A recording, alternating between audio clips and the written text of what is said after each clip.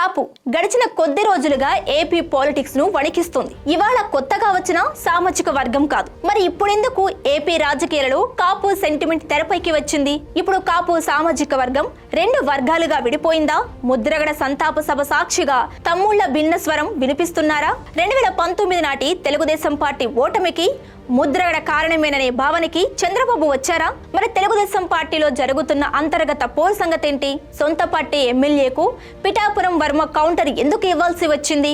Varma ఎంట్రీతో scene మళ్లీ మొదటికొచ్చిందా? అసలు 2019 ఓటమిపై వర్మ లాగిన అసలు లాజిక్ ఏంటి? బోండా ఉమాకు వర్మ ఇచ్చిన స్ట్రాంగ్ వార్నింగ్ ఏంటి అనేది ఇవాల్టి పాయింట్ ఆఫ్ వ్యూలో చూద్దాం.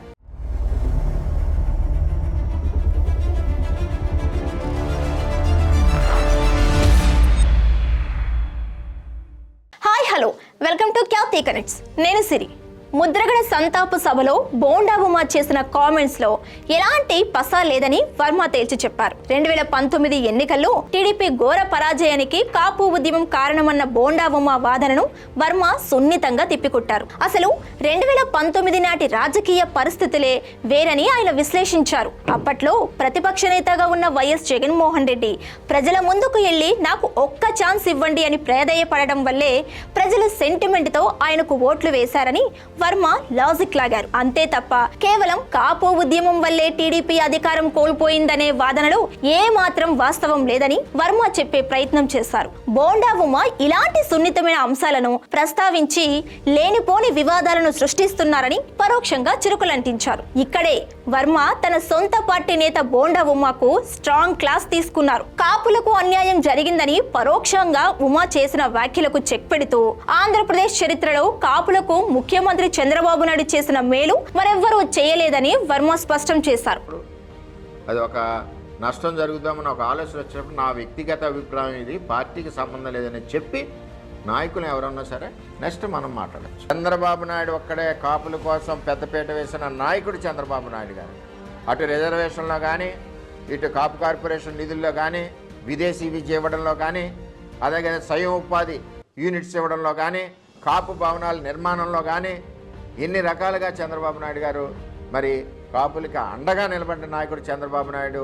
కాపు కార్పొరేషన్ మొదలుకొని వారి సంక్షేమం కోసం టీడీపీ ప్రభుత్వం ఎన్నో చేసిందని గుర్తు చేశారు. అంతేకాదు బోండా ఉమాకు ఒక సలహా కూడా ఇచ్చారు వర్మ. బోండా ఉమా తన వ్యక్తిగత వ్యాఖ్యలను, తన సొంత ఆవేదనను మొత్తం పార్టీకి అన్వయించడం ఏమాత్రం సరికాదని హితవు పలికారు. టీడీపీ నాయకులు ఎవరైనా సరే ఇలాంటి సున్నితమైన వ్యాఖ్యలు చేసే ముందు ఇది నా వ్యక్తిగత అభిప్రాయం, దీనికి పార్టీకి ఎలాంటి సంబంధం లేదు అని స్పష్టంగా చెప్పడం మంచిదని సూచించారు.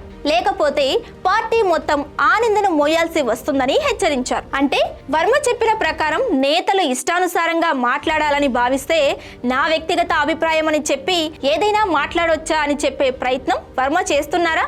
అంటే వర్మలో కూడా వ్యతిరేకత ఉందనే విషయం చెప్పకనే చెబుతున్నట్లుగా కనిపిస్తుంది. పిఠాపురం మాజీ ఎమ్మెల్యే వర్మ ఎంట్రీతో ఇప్పుడు టీడీపీలో ఈ కాపు వివాదం సరికొత్త మలుపు తిరుగుతుంది. ఒకవైపు అధిష్టానాన్ని లాజిక్స్ తో బోన్లో నిలబెట్టే ప్రయత్నం చేసిన బోండా ఉమా, మరోవైపు బోండా వ్యాఖ్యలనే తప్పుపడుతూ బాబుకు మద్దతుగా నిలిచిన వర్మ. ఈ ఇద్దరు బలమైన నేతల మధ్య జరుగుతున్న వాగ్యుద్ధం ఇప్పుడు పార్టీ శ్రేణుల్లో తీవ్ర గందరగోళం సృష్టిస్తుంది. మరి ఈ విషయంలో జనసేన నాయకులతో పాటు డిప్యూటీ సీఎం పవన్ కళ్యాణ్ కాపు సామాజిక వర్గంపై వస్తున్న విమర్శల పట్ల ఎందుకు సైలెంట్ గా ఉన్నారనేది $1 మిలియన్ ప్రశ్నగా ఉంది. చూసారుగా, పసుపు కోటలో వర్మ చేసిన కౌంటర్ తెలుగుదేశం పార్టీ అధిష్టానానికి కొత్త తలనొప్పులు తీసుకువచ్చేలా ఉంది. 2019 ఓటమికి జగన్ ఒక్క ఛాన్స్ సెంటిమెంటే కారణమని వర్మ కుండబద్దలు కొట్టడంతో బోండా ఉమా డిఫెన్స్ లో పడిపోయారు. మరి వర్మ ఇచ్చిన ఈ సాలిడ్ కౌంటర్ కు బోండా ఉమా ఎలా రియాక్ట్ అవుతారు? ఈ ఇద్దరు నేతల మధ్య జరుగుతున్న పచ్చని పోరులో